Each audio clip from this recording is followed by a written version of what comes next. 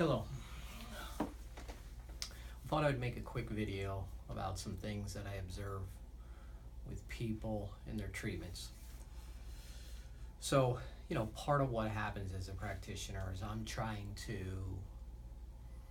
hold some space, come in alignment with the individual in a way that the individual may discover something more about the causative aspect of why they have the problems that they do. So I find it interesting sometimes during questioning how an individual will tend to want to justify the reasons why they are in the situation that they are, or they may interrupt a train of thought that we're having and take us down a different track that's not going to provide insight about why they're experiencing what they're experiencing. Sometimes I'll ask a question and an individual will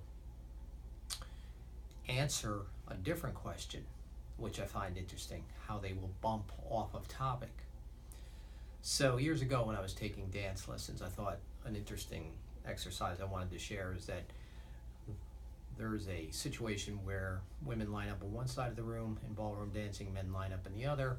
You circle around with a foxtrot. You take a woman, you do a circle with her, you take another dance partner. But it's very interesting how you can immediately feel whether this individual is pulling or another one is pushing or another one's trying to lead. So my point is that when you're working with a practitioner or whether I'm working with a patient, I kind of look at it like a dance where there's a cohesion that's happening there, or we're trying to achieve one. And so when it comes to truth or knowingness, because so many individuals will list off why they have neck pain or back pain or shoulder or knee or whatever issue, digestive issues, and then finish their sentences with, so I don't know. I don't know why I have this. I don't know how this happened. And I find that really amazing that we sort of go into these trances and create these problems and then have no knowingness on how that happened.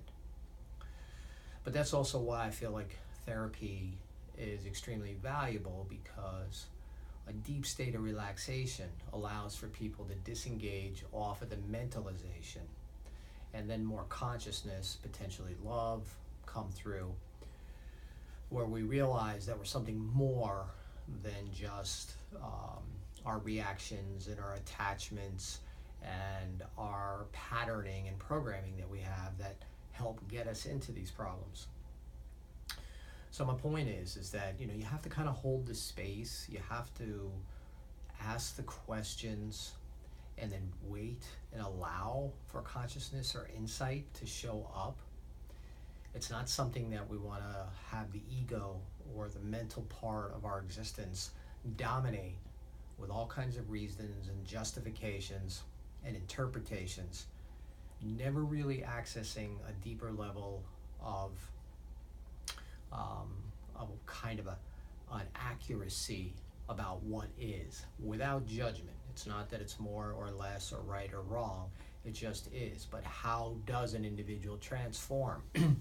Part of that is, again, is to get out of the way mentally and wait to allow, to have an affinity. If two individuals or three individuals are together, some magical things can happen if we control, the need to have to over-interpret with ego in the mind.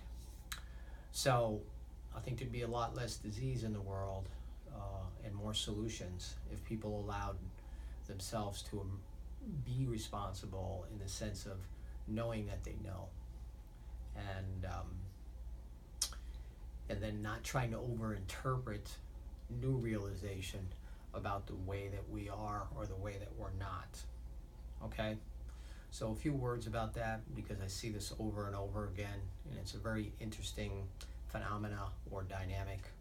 But I just thought I would share that with you because I think that's an extremely important aspect to helping transform problems in a way that people are actually living more to the full expression of who they are. Okay? All right, well, thanks for listening and have a great day.